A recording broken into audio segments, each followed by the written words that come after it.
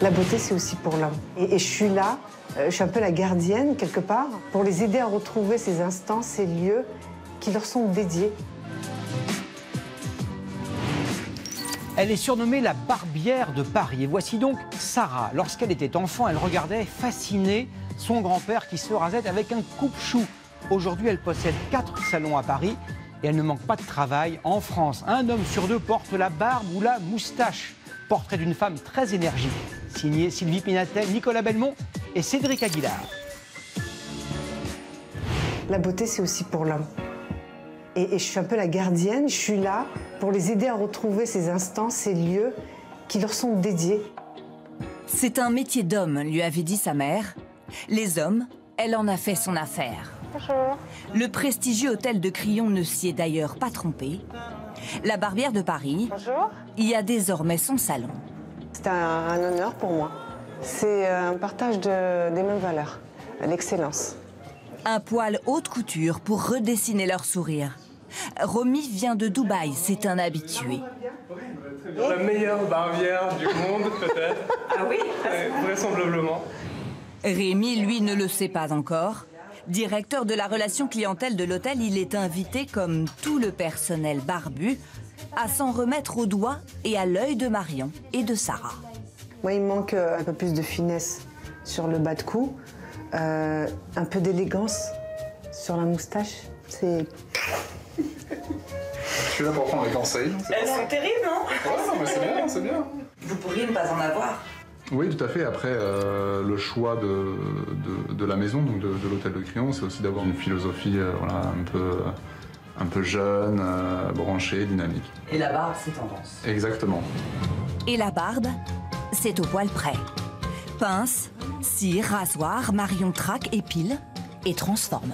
On a des épouses qui viennent nous voir et qui nous disent « Oh merci, vous l'avez transformé, ça lui va tellement mieux maintenant ».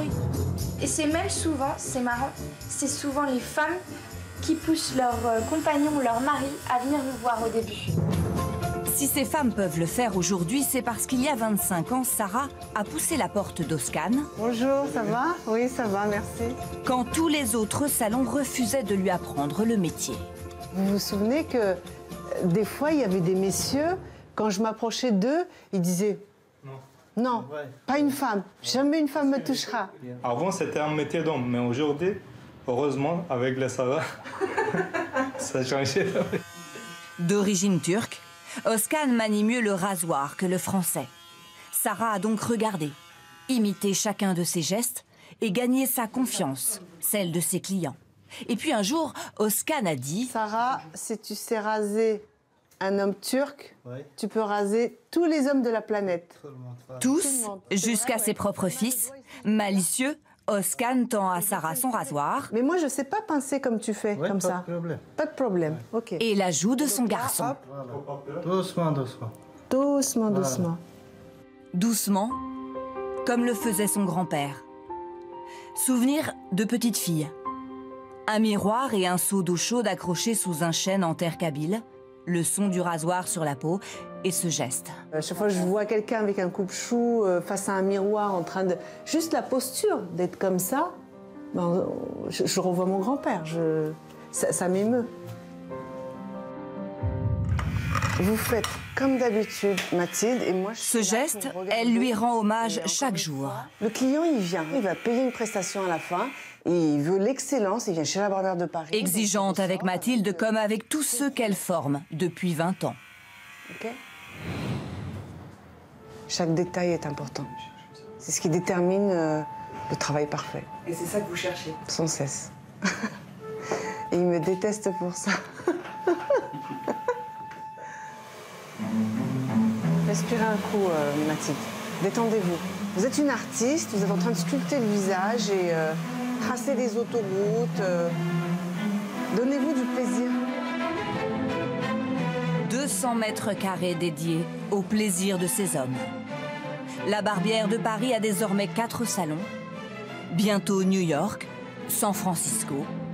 Des clients prestigieux dont le roi du Maroc et peut-être demain, qui sait, un Premier ministre. Ah, il y a un potentiel, il est énormissime. Hein.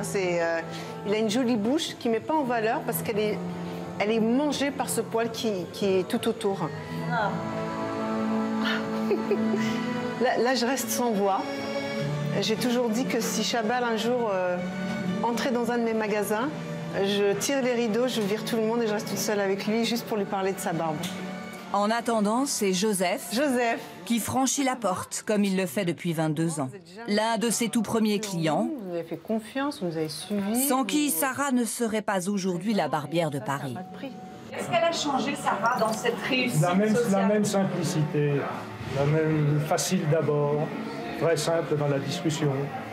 Je trouve qu'elle s'intéresse aux gens. Mais si. J'aime les gens. Voilà. Elle est comme ça, Sarah. Douce et bien aiguisée. Une lame au service des hommes. Bonsoir ma chère Evelyne, est-ce que vous pourriez ce soir simplement nous proposer une météo pas trop barbante? Bah écoutez Gilles, pendant le week-end en tout cas, on rasait les murs pour éviter la chaleur. C'était plus du tout nécessaire aujourd'hui au nord.